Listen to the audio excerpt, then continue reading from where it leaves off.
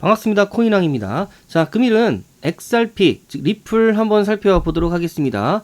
종목 분석 전에 구독, 좋아요, 알림 설정 먼저 좀 부탁드리면서 XRP 현재 0.29% 하락한 2075원에 거래가 되고 있습니다.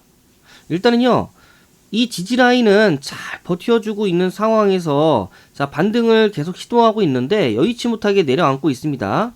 이유는요, 지금 아시다시피 이제 요 라인에서 전쟁이 일어났습니다.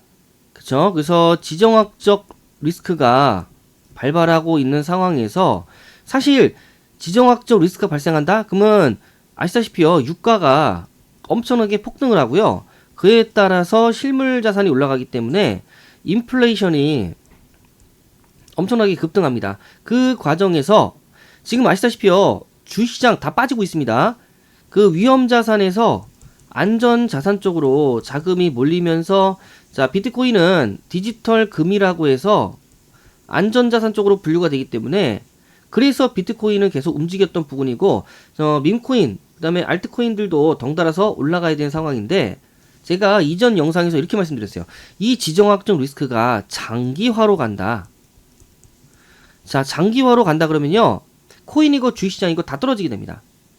그래서 지금 이제 아시다시피요, 트럼프가 또 이제 언급을 했죠. 만약에 여기 보세요. 지금 발전소를 공격하겠다.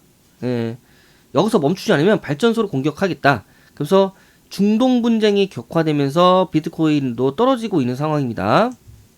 그래서 소셜미디어인 트루스 소셜을 통해서 이란이 호르무즈 해협을 48시간 이내에 개방하지 않으면 이란의 발전소를 공격하겠다라고 경고를 했습니다. 그래서 원래는요, 이란과의 전쟁이 꽤 빨리 끝날 것이라는 발언을 내놓으면서 비트코인이 그래도 조금씩 올라가고 있는 상황이었는데 지금 이렇게 가버린다면은 결국에는 이제 뭐 주시장이든 코인시장이든 다 떨어지게 되기 마련입니다. 그래서 지난주 연방준비제도 페드라고 하죠. 페드가 금리를 동결한 점이 위험자산에 유리하게 작용했어야 했지만 주말 동안 사라진 휴전 기대감과 전쟁 가능성에 대한 지속적인 우려에 투자자들은 큰 폭의 방향성 투자를 지금 자제를 하고 있는 것으로 보입니다. 그래서 안전자산으로 분류했던 코인시장에 자금이 흘러들어가다가 지금 전쟁이 좀 장기화될 것 같다, 이런 이슈가 나오면서 아예 지금 다 빼고 있는 상황입니다.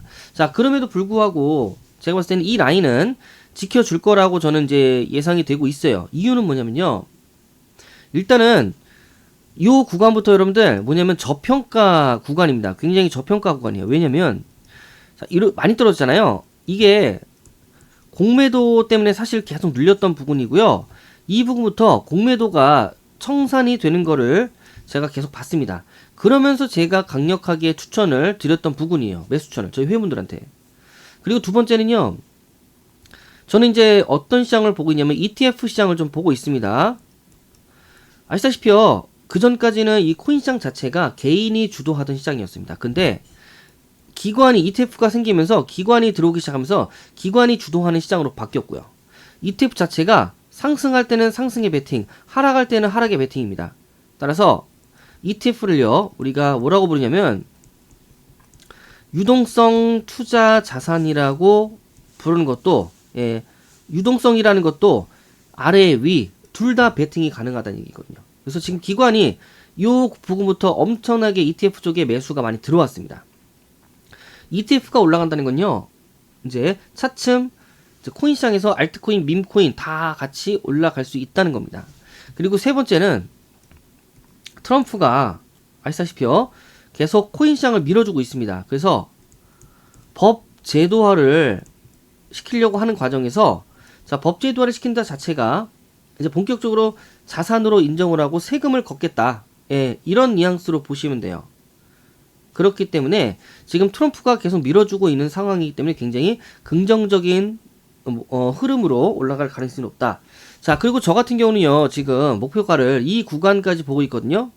자, 이 구간까지 목표가로 봤을 때는요, 지금 말씀드린 이슈만 조금 부족해요. 뭔가가 더 있어야 되는데 그게 뭐냐면 이겁니다. 은행들이요, 비트코인에 투자할 경우 역대 최고 수준인 1250%나 되는 위험 가중치를 반영하도록 한 국제은행 감독기구인 바젤은행 감독위원회 규제가 올해 개정을 앞두고 있습니다. 미국은 벌써부터 90일간의 공개 의견 수렴에 들어갔고요. 이 같은 규제가 완화될 경우 가상자산 시장에 대규모 유동성이 공급될 것이라는 기대 섞인 전망이 나왔습니다. 이 얘기가 뭐냐면은 전 세계 은행은요, 바젤은행 감독위원회의 규제를 받습니다. 따라서 은행이 자 비트코인을 투자 자산으로 조금 이제 품에 안고 싶다. 그러면 1250%의 위험 가중치를 같이 안아야 돼요. 이게 투자 자산 중에 가장 높습니다. 따라서 은행 입장에서는 자 1250%의 위험 가중치인 비트코인을 품에 안는다. 그럼 이 정도 가중치의 현금을 보유를 하고 있어야 됩니다. 그러니까 굉장히 부담스럽다는 거죠. 근데 요 가중치가 완화된다. 그리고 가상 자산 시장에 대규모 유동성이 공급된다. 즉 은행이 본격적으로 비트코인을 매수할 가능성이 굉장히 높다는 거죠. 그래서 유동성 공급이 엄청나게 높아질 거다. 이게 그런 얘기입니다. 따라서 바젤 하에 글로벌 은행자본 규정이 개정이 돼서 비트코인에 대한 은행의 위험 가중치가 하향 조정될 경우 비트코인 시장에 막대한 유동성이 유입되는 등 은행들의 비트코인 투자 방식에 상당한 변화를 가져올 수 있다라고 전망을 했습니다. 자, 이 부분까지 합치면요. 말씀드렸던 2640원대까지는 충분히 올라올 것으로 보고 있어요. 그래서 이 구간을요. 제가 목표가로 좀 지정을 해드리고요. 이 부분에서 받치고 올라간다. 그럼 이 부분에서 신규 매수가로 제가 추천 좀 해드릴게요. 근데 만약에 이탈했다. 그럼 이 부분에서 우리가 추가 매수가를 들어갈 겁니다. 자, 그러면 이렇게 전략대로 가시면 우리가 손실 볼 일은 거의 없다. 가능성이 없다. 자, 즉 반대로 얘기하면 수익 볼 수 있는 확률이 높아질 거라는 거죠. 그리고 전략에 이어서 하나 덧붙이자면요. 원칙을 정말 잘 지키셔야 됩니다. 원칙. 자, 이 원칙이 뭐냐면요. 목표가 도달 시 미련 없이 청산을 하자.